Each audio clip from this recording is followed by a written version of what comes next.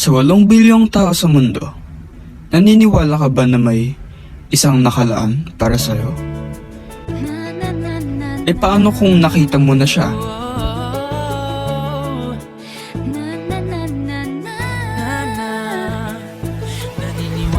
O kung nasa tabi-tabi lang?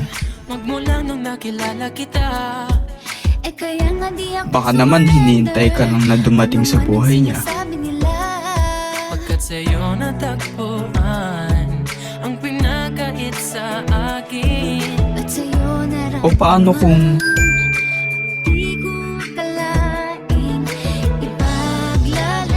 susugal ka pa rin ba?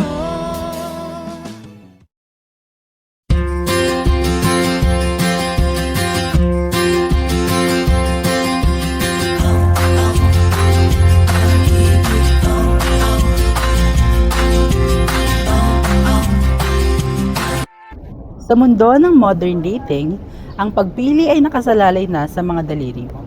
Isang swipe, isang click, at naroroon na ang pinto patungo sa makapanibagong mundo ng pag-ibig. Gamit ang makabagong teknolohiya, marami ng pamamaraan ng pakikipag-usap sa iba't ibang mga tao. Pwede kang makakilala ng mga kaibigan na makakasama mo sa lungkot at saya o kaibigan na makakasangga mo habang buhay. Hello mga mahal! Ako nga pala si Audrey Dalola.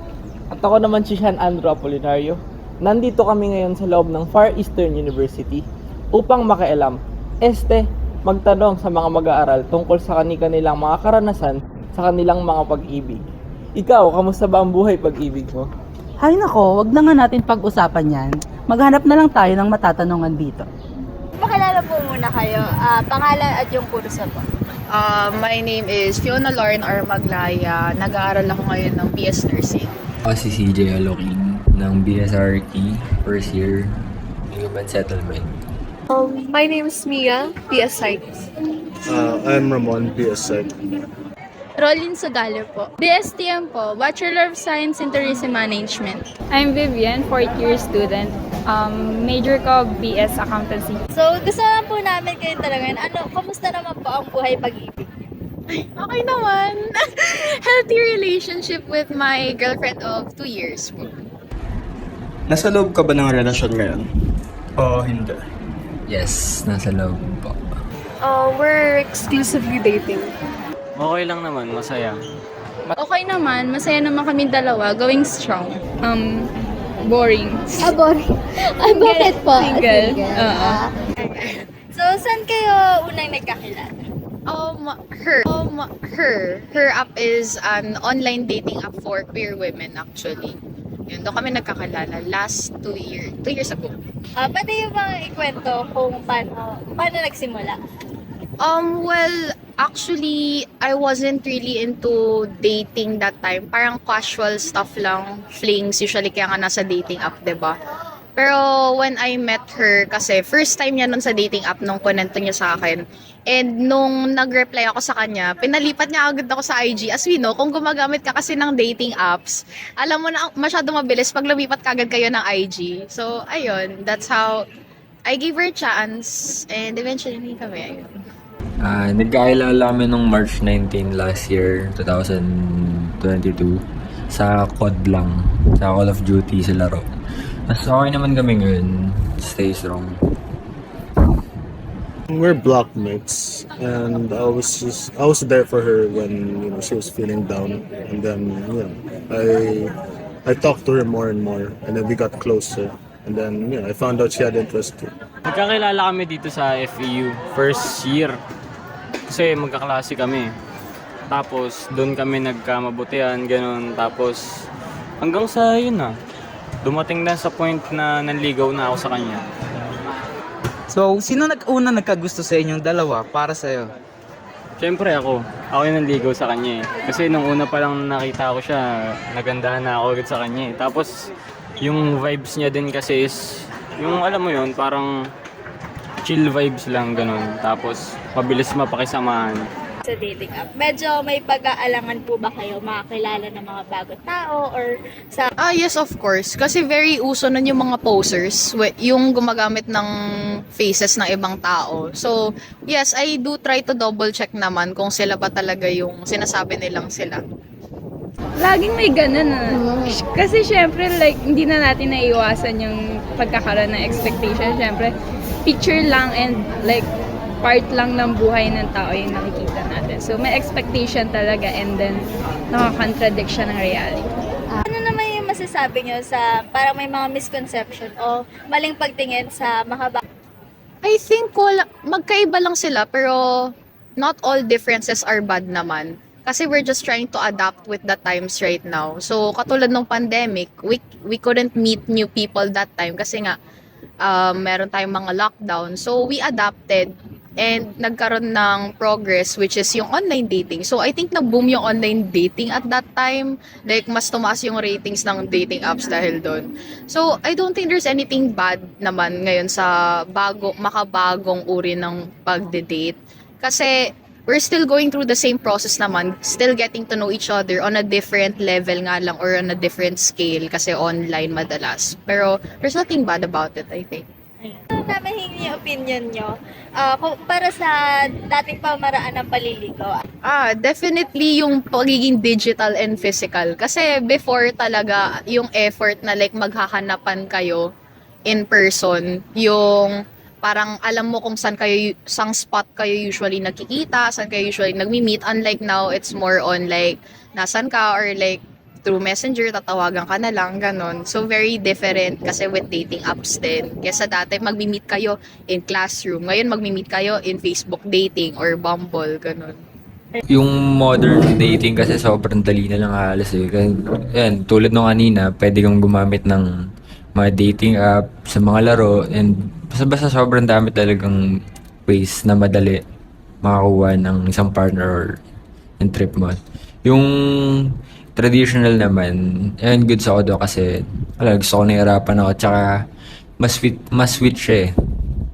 Tsaka uso pa yung mga harana dati. Ayun. Trip ko siya. For me, since there wasn't really much difference na napansin ko since yun nga, online na tayo ngayon, most of the time yung panliligaw talaga is through messenger. Pero right now, parang mas gusto ko yung way ng pag-dating namin since more on in-person talaga yung dates namin. We go to BGC or kaya kumakain kami sa labas. Kung sasagutin ko yan, subjective eh. Depende sa tatanungin mo. Kasi depende rin naman sa inyong dalawa kasi kayo lang din naman dalawang magkakaintindihan and kung gusto niyo talagang mag-work talaga. Wala yan sa dating panahon or sa modern ngayon, sa modern na panahon na pag-iibigan ngayon. Wala siya sa ganun eh. Kumbaga nasa sarili niyo rin kagustuhan. Para sa akin yung makalumang paraan ng panliligaw. Dito kasi mas makikilala mo yung taong nagkakagusto sa'yo at mas makikilala ka din niya ng mas lubos. Hindi gaya ng modernong panliligaw, madaming taong naloloko dahil mas pinupersa nila yung pag-ibig. Hindi nila kinikilala yung taong nagkakagusto sa kanila. Anong masasabi mo sa dating app? I don't think, well, at least for me, in my experience, I don't think it really works. Mostly because there isn't really that much of a connection. Because, when you're online dating, you already know the intention. But, when it comes to, like, for example, when I met her, it felt more sincere, more personal and close. That's why. So, I wouldn't really recommend dating apps for those who want something serious. Pero ayon Para sa akin, kung laro-laro lang, okay lang. Pero kung naghahanap ka ng serious relationship and ready ka mag-commit, hindi ko siya re-recommend. Sa akin kasi, hindi siya ganun ka-effective kasi iba-iba yung interest ng tao. Siguro for socializing lang. Pero kung if you're looking for a true commitment or relationship, hindi siya effective. Be true to yourself na lang. If you're posting ng pictures mo, wag mong masyadong, alam mo yun, like i-edit or tapos yung bio mo, ilagay mo kung sino ka talaga. And then kung makikipag-meet up ka sa dating app, be safe. At dahil malaki ang kinaibahan nito sa nakasanayan nating kultura ng panliligaw, huwag sana muna natin itong husgahan at baliwalain hanggat hindi natin lubos na naiintindihan o nasusubukan.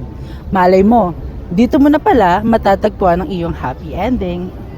Ang modern dating ay nagdala ng kakaibang pananaw at ipinakita nito na ang pag-ibig ay maaaring matagpuan hindi lamang sa tradisyonal na paraan, kundi pati na rin sa teritoryo ng teknolohiya. Ngunit, kasabay ng mga potensyal na magagandang karanasan, mayroong mga hamon at panganib na kaakibat nito. Isa sa mga mahalagang aral na matututuhan mula sa modern dating ay ang pagiging bukas at tapat sa paghahanap ng tunay na pag-ibig. Mahalaga na maging totoo at malaman ng iba ang tunay mong sarili. Ang pag-unlad ng teknolohiya ay maaaring maging kasangkapan lamang. Ngunit ang paglalakbay patungo sa puso ng isang tao ay higit pa sa mga simpleng swipe at click. Ito ay pagtuklas ng pasalimuot na kahulugan ng pagmamahal at pagiging handa sa mga bagong pagkakataon. Subalit, hindi rin natin dapat baliwalain ang mga potensyal na panganib at hamon ng modern dating. Maaaring magdulot ito ng mga pagkakataon para sa masamang intensyon at hindi ligtas na sitwasyon.